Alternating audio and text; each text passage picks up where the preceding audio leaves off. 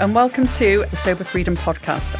I'm Christal. And I'm Lisa. And we're here to share our experiences of going alcohol-free and the freedom that it brings in the hope that it might inspire and support you in your journey.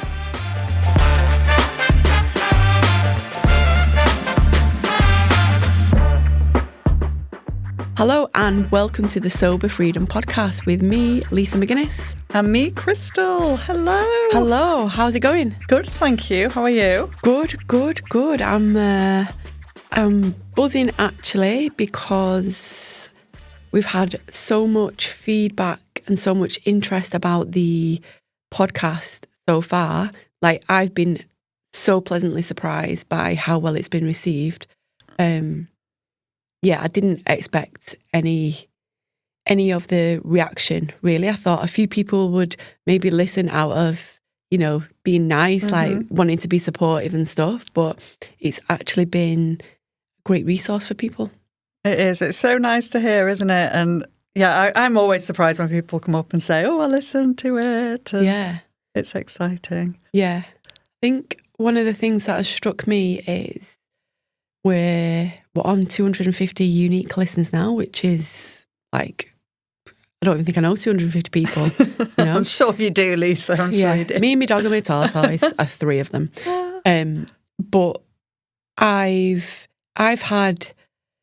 we've both had like responses on social media on the account, on the Instagram account, about how much people are enjoying it and like tags on social media. But what's touched me and what's been a bit of an eye-opener to me are the private messages that I've got from people who, one, I didn't even realise were aware of the podcast or that we did one, two, that have listened and enjoyed it, and three, who have resonated with it so much that they've felt the need to message us and say how it's impacted them or how it's been really thought-provoking for them, or they've recognised some behaviours in themselves or someone else. They've recommended the podcast to someone who think it would benefit.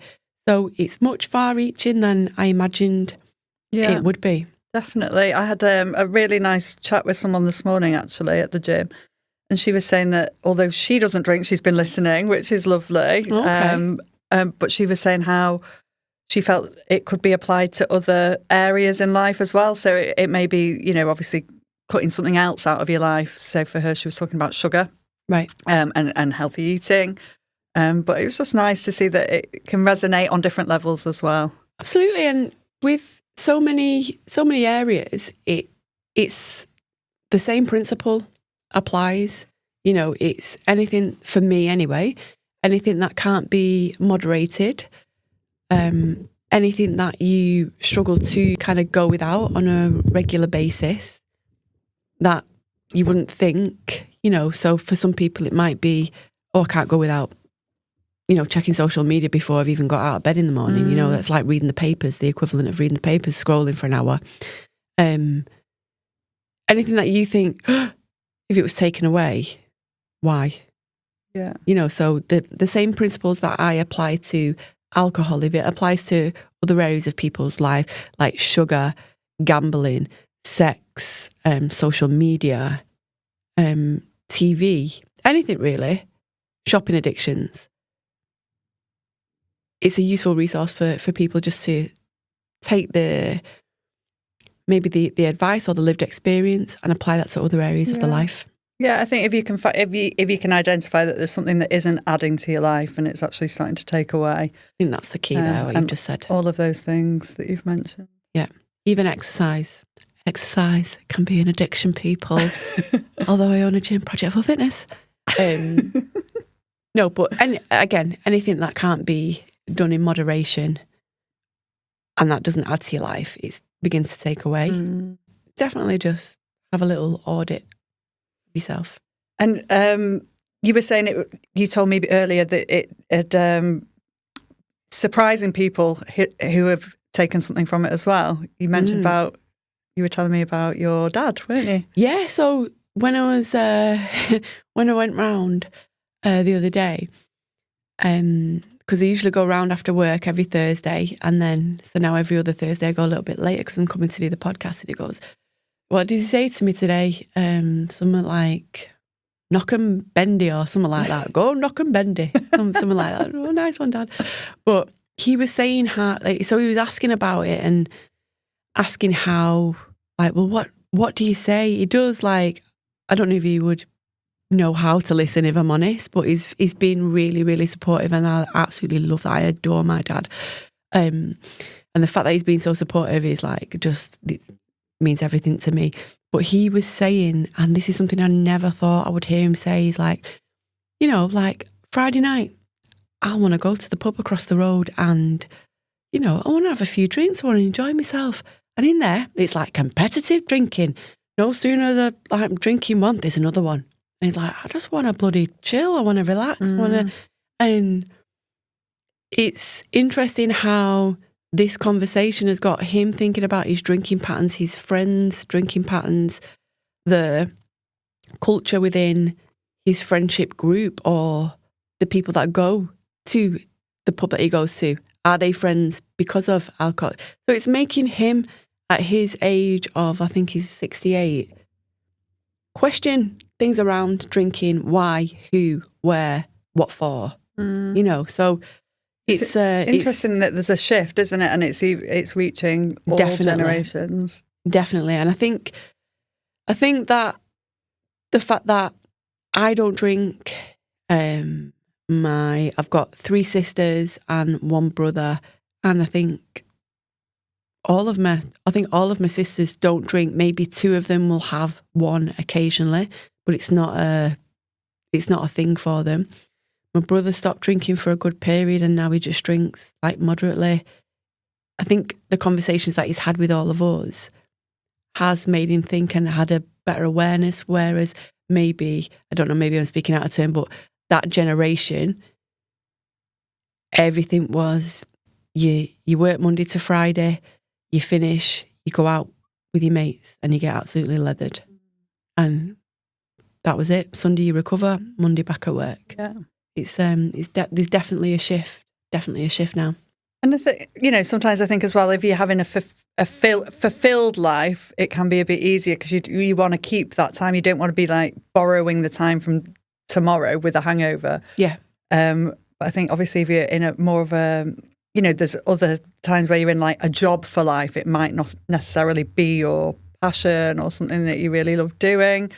So you can see, and that's kind of the way things, I would say, used to be. You would have a job for life, wouldn't you? Whereas now I think some people are able to do more things that they actually choose to do. So why do you want to be borrowing that time from the next day? Yeah, definitely. Like back in the day of my parents anyway, that was the socially acceptable behaviour. You know, you go to work, you earn your crust, you go out Friday, Saturday. That's it. That was your communal time with your family and friends. Pay for it on Sunday. A few black eyes, you know. Let's hope not. A few black eyes, a few Chinese burns. Back in work on Monday. I do think as well, though, my main job is decluttering people's houses, so I get to see in there and what they have. But one thing that struck me the other day is old wine glasses. They were tiny, and I think so. I think people, in a way, like now, I think generally drink so much more than people probably used to. I think there's access to. That is so interesting. That's something that I would never even cross my mind. Yeah. But yeah, of course. I know I think about it, like when my parents have got like these ornaments, you know, that are in the sideboard or whatever, and they're like, is that a port glass? No, that's a pint. you know, relatively. But do you know what I mean? Yeah, actually. Like, do you remember, like, and when you were just saying then you'd go out on a weekend, and I'm just picturing those tiny little wine glasses that you used to have the sort of round on the top and just small. Yeah. That used to be a wine glass. So yeah, it just struck me the other day when I was doing some decluttering, and we even said, well, you wouldn't want these. It's just too small. Yeah. So everything's bigger and more now, and it is more accessible, isn't it? Yeah, I've actually got like, it's from the 70s, but it's an original Baby Sham bottle and a Baby Sham, like, the little glass. And the bottle is tiny. Yeah. Tiny. And like, just saying that now, I'm thinking, oh yeah, bloody hell. Yeah. So, but I am really glad it's reaching, people that may not think it has been reaching. Something that's been coming up for me a little bit is a bit of imposter syndrome. So obviously we're here doing the podcast, and then sometimes I have these thoughts like, well, I'm only 9 months sober. Can I be talking about it? And also the other thing that came up for me was, did I have enough of a problem to be sat here doing a podcast and talking about it? And these are sort of just some of the internal thoughts in my head. But I think so it's reassuring to hear that people are listening, and it is helpful. And obviously we've both got our different experiences. So that's really good to hear and like I say, reassuring. But also I think it goes back to this whole thing of me questioning it. Like, was it a big enough problem to be talking about it? I think that, again, like we've said it before, it shows how normalised like drinking a lot is in society. And I think a lot of people, by not saying it's a problem, so people who go out and binge drink quite a lot or heavy drink because it's accepted, it's fine. Yeah. Then you're sort of saying, well, maybe it's not a problem. And in that respect, it's keeping you stuck where you are. It's keeping you stuck in that cycle, isn't it? Absolutely. First thing I'd say is, why do you feel imposter syndrome? Like, what do you feel an imposter about? Because you've been sober for, well, at that time, was it 8 months?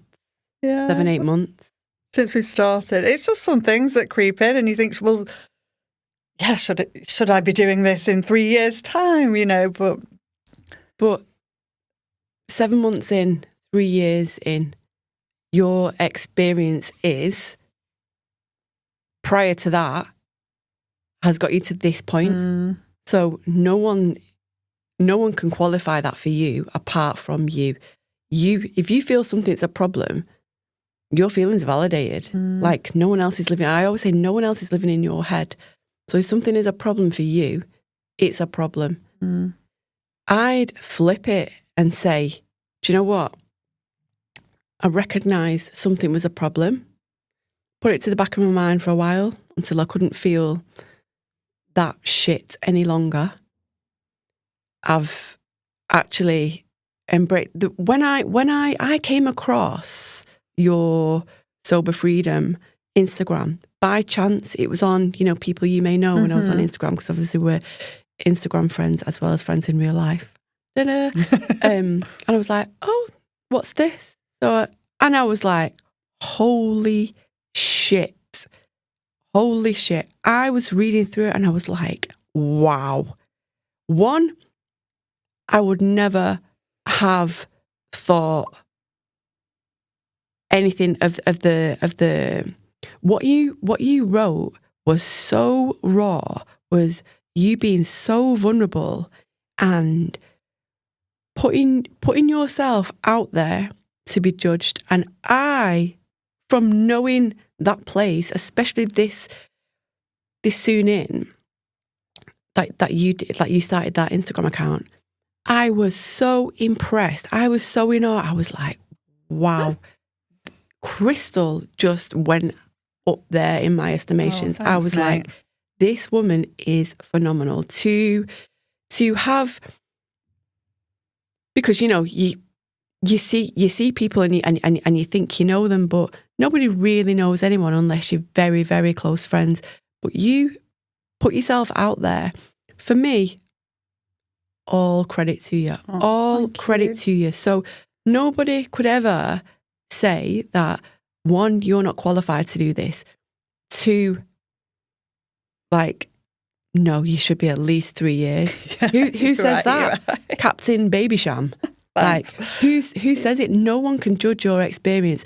You're actually taking an experience that was incredibly painful, flipping it, and then using this platform now to create something that is going to be so far-reaching and help so many more people who you would have wished you'd had access to at that point. Well, I think that was one of the reasons why I started doing it, because I thought I'd started to see these other accounts and things. I was like, that has helped me so much. Yeah. So it's definitely one of the motivations for doing it.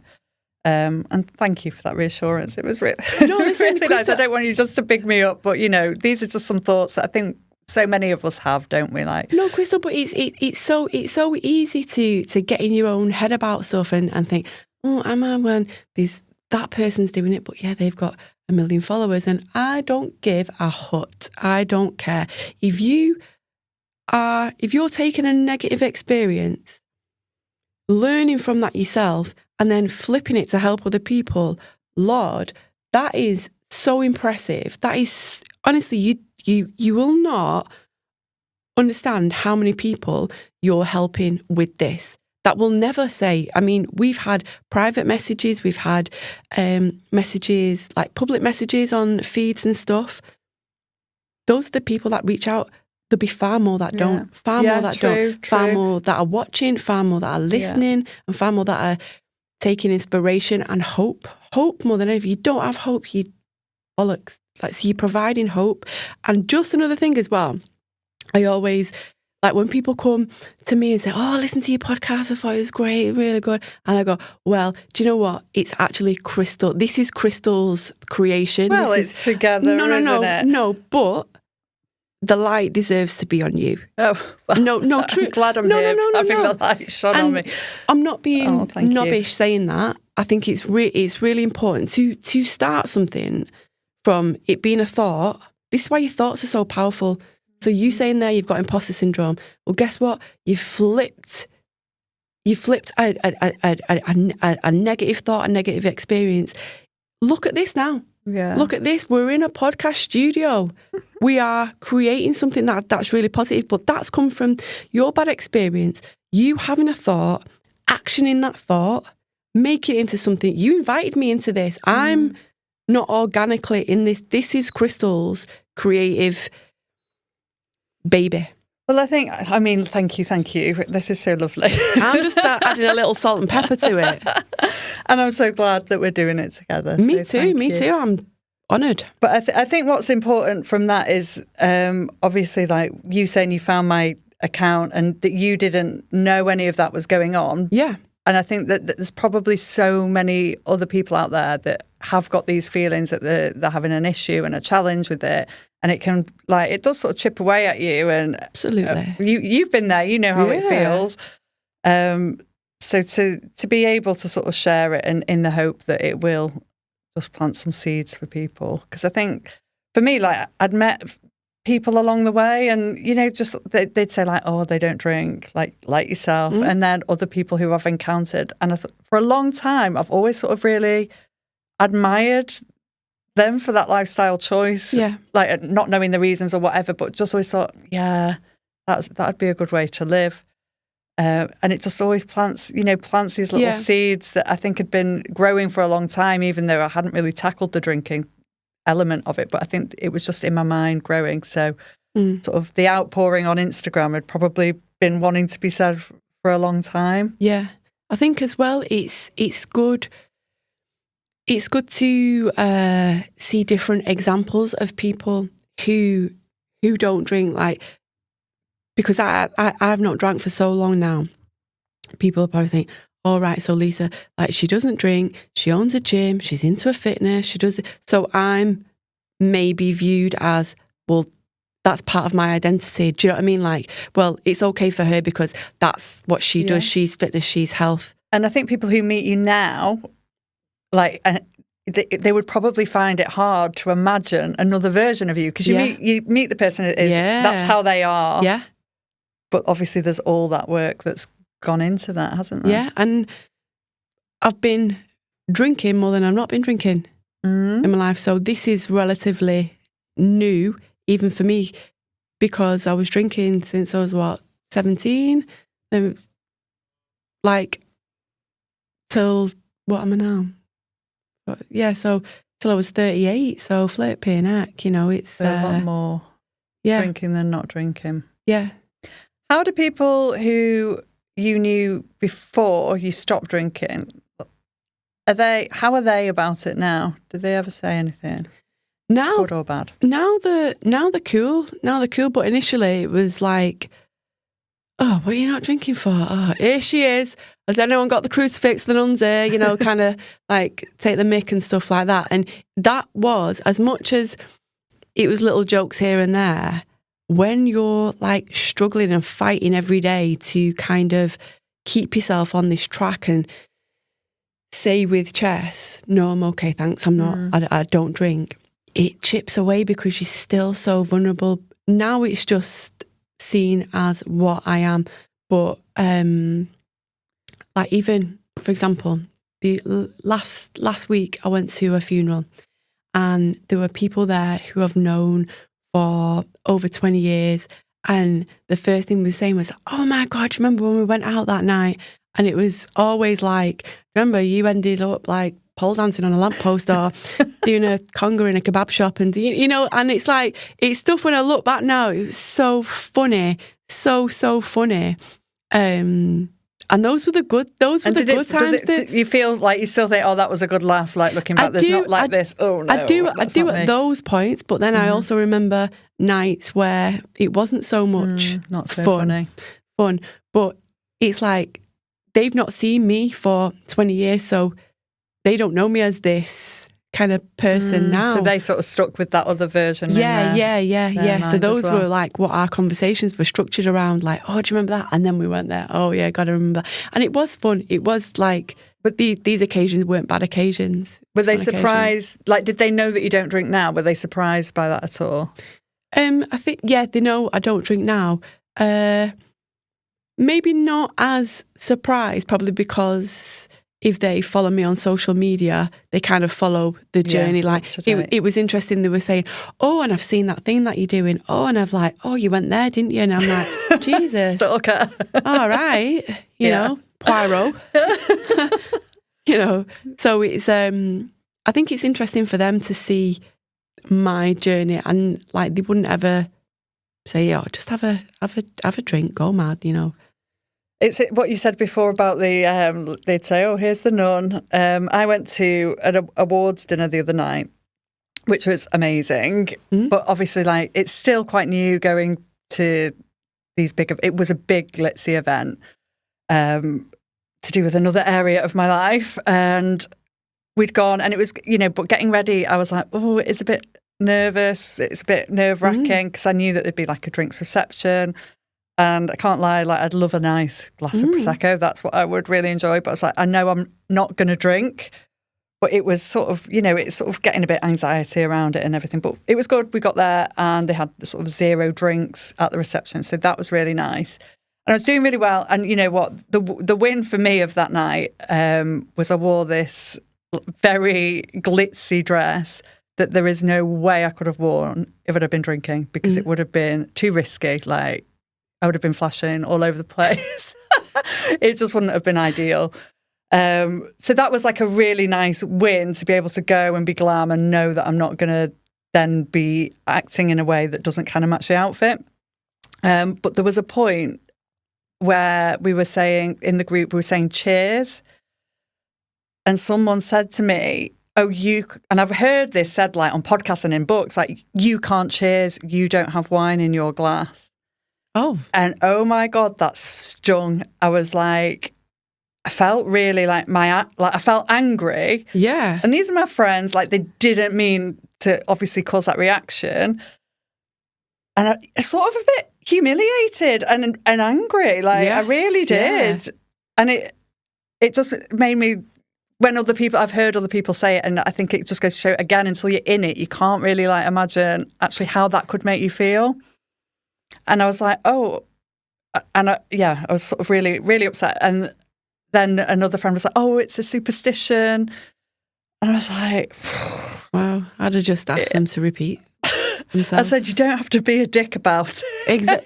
I'm glad you said it, because now I can say it. What a dick move. Yeah. What a dick move. But they didn't mean it. And I think like it is for them a superstition. But for me, like, it really did sting. They didn't intend to do that. Okay, and they weren't trying to belittle me for not drinking. The intention wasn't to make you feel like shit or humiliate you. However, that's how it's been received, and your feelings need to be validated. So I hope you said to them, look, bit shitty that actually. You don't need to be a dick about it. And but then they're like, no, it's just a superstition. I'm like, but that's all it is? Yeah.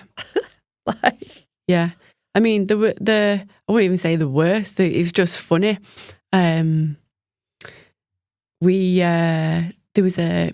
Do you know those things on like on your camera where like you cheers in and you boomerang. Boomerang. That's it. I remember one night I was out and everyone was cheersing and I had like a bottle of water, and the next day Earl, my business partner, just rips me. He was at it. Oh, Lisa, I was laughing so much. Everyone's there with the drinks and you're there with your water, and I just thought, oh my God, go on, Lisa.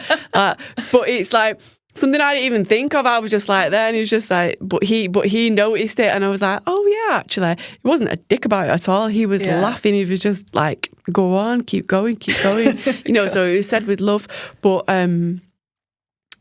yeah, I don't like that. I don't like that kind of thing. Not nice at all. But I like I say, I honestly don't think there was any intent in it, but it's strong. So I think, you know, just to sort of voice that really, and for anyone else who was experiencing that, you've just got to be strong. But it took me a bit by surprise, to be honest, and it did hurt a little bit. And I get that.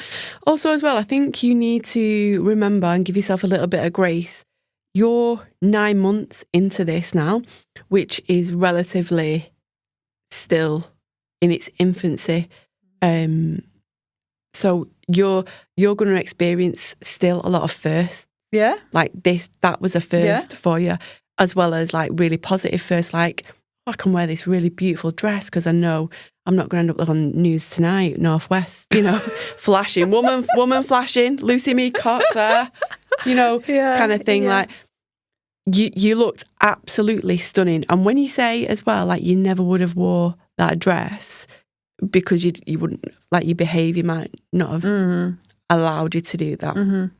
Also, we were looking at before and after pictures, and another reason why she wouldn't have been able to wear that dress is because prior to that, if you don't mind me saying, like, you were bloated from alcohol. I could see it, Christal. It was like two women side by side.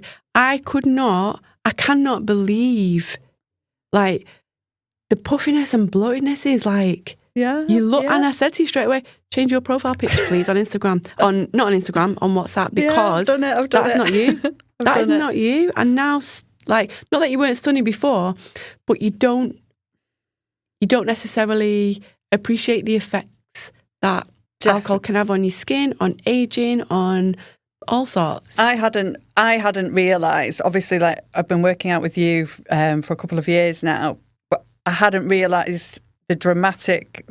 I had got results whilst I was still drinking, but the results from not drinking have been so dramatic now. Yeah. So you're quite right. Like, one of the reasons I wanted to wear that dress, you can see it on my Instagram if you're interested, people. But I was like, I've worked really hard. Like, I've worked hard to physically change my body, but also I've worked really hard at my sobriety. And actually, I want to show that off, and that is why I wanted to wear it. And I was really proud of myself. And it's hard to say those things as well, because you feel like, oh, I don't want to, you know, big myself up or be boastful or anything. But that's why I wanted to wear that dress, and I'm really glad that I did. Well, do big yourself up, and you're not being boastful. You're an example, if anything. You know, like, you and I are about to do a workshop at the gym in a couple of weeks. Can't wait for that. A part of it is how alcohol can have an effect upon your training, your working out, your recovery, and all things around alcohol and fitness-related issues. And then Christal's going to tell a little bit of her story and her lived experience of it. And then there's going to be an opportunity for a Q&A afterwards.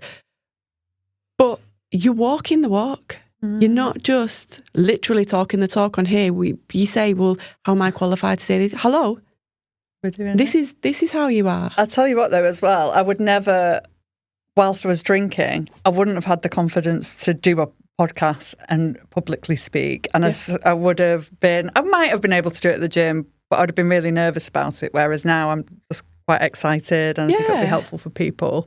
And hope people will have questions, and, you know, so it's exciting. But I can honestly say, like, whilst I was drinking, I don't think I'd have been able to, like, articulate myself how I want to. Yeah. I don't think I'd have had that clarity, and I just wouldn't have had the confidence in myself, because I think it can sort of chip away at that, can't it? So yeah, I think you're proving to yourself daily how, one, you can see the thing is as well with your lived experience now, from going from drinking regularly, often drinking heavily, to going alcohol free. The trials, the tribulations, the difficulties that you face every day and overcome every day, but no doubt find challenging every day, sometimes easier than others. This seeps into every other facet of your life. If you've got a challenging work situation coming up, okay, you know in yourself, do you know what? I've faced other challenging situations. I can do this. It's, you're getting all these daily affirmations, all these examples that you're proving to yourself day in, day out, are all compounding to the point where you don't realise how much you're growing. You don't realise how much you're elevating, but you are becoming someone who you weren't. It's like a caterpillar cocoon coming out of its shell, whatever. Yeah. You know what I'm saying, don't you? I think you're right. And I think, you know, you start to tackle these things without alcohol and they do start to stack up and they do start to build up. And I'm noticing that. But I think on the flip side of that is if you're drinking all the time or drinking, you know, even occasionally, but you're hard on yourself about it. So you chemically feel imbalanced anyway because you are.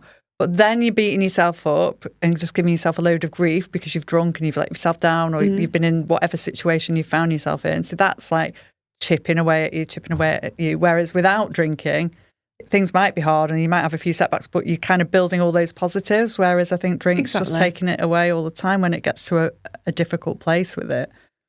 Exactly. And it's then you're having a new lived experience of overcoming adversity, learning from these challenges. But not only you're learning from them personally, people are seeing you go through these and they're taking inspiration and you're an example to them of how things can be overcome. Everybody looks up to somebody. Not everyone will tell you that they look up to you or you're an inspiration, but guaranteed, Christal, 100% guaranteed, someone is watching you now and thinking, do you know what? Christal can do it. I can do it. Like, look where she started. That sounds just like where I am now. And look where she is. And look where you are now, has she right got into there? it as well. Yeah, so it's all the different stages, isn't it? Yeah, definitely. And I think for me, there's no, if you can turn a negative into a positive and just encourage people, just be open. Like, who the hell would say, like, you've been sober for 7-8 months. You think you're doing a podcast? Like, who the hell are you? Deirdre? Like, well, line your neck in. Yeah, I'm glad we're doing it. And I think it is, like, it's so reassuring, isn't it, that people are listening and enjoying it. And thank you for all your encouragement as well. And thank you for inviting me to even be part of it a little bit. Love it. I'm honoured. I'm buzzing. It's amazing. Truly. I'm glad we're here together. Me too, Mama. So what have we got coming up in future shows? I think we've got some exciting stuff, haven't we? Oh, we've got some guests, some very, very interesting guests from all different walks of life that will resonate with different people on so many different levels. And although it's a podcast and the idea is to speak, I'm just here listening half the time because I'm in awe of these stories and like, wow, they are really, whether they resonate with me or not, the message that people have got never fails to kind of make me think and make me want to take action in different ways in my life. So yeah, it's really exciting what's coming up. So we've got Siobhan is going to be our next guest, and she is from Not So Secretly Sober. So you can find her on Instagram if you're not following her already. But she's going to have a lot to say. Yeah, she has a lot to say. So yeah, that'll be the next show. And I think, lots to look forward to. So we'll keep going. We'll keep being open and honest because I do hope that some of it will resonate. Definitely. And we will be doing a workshop on Sunday, the 16th of February at Project 4 Fitness, all around things living sober, how alcohol affects your training. So everyone is welcome. So if you'd like to come and listen and take part, then if you put a message in the comments, we'll give you some more details about how to attend that. Oh yeah, or you can get me on the @sober.freedom Instagram and I can pass that on. Or the Project 4 Perfect. Fitness Yeah. Instagram, couldn't we? Yep. Oh, I can't wait for that. Brilliant, excited. Looking forward to it. Thank you, Mama. Thank you.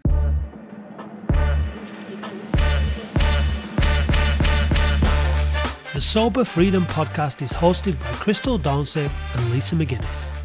To leave comments, ask questions and interact with the show, follow @sober.freedom on Instagram. Please also subscribe, rate and leave comments wherever you listen to help us reach more people. The show is recorded at KUPOD Studios in Oldham and produced by me, Matt Dean, with video production from Eddie Corteen for KUPOD Productions. For more information, please visit KUPOD.co.uk.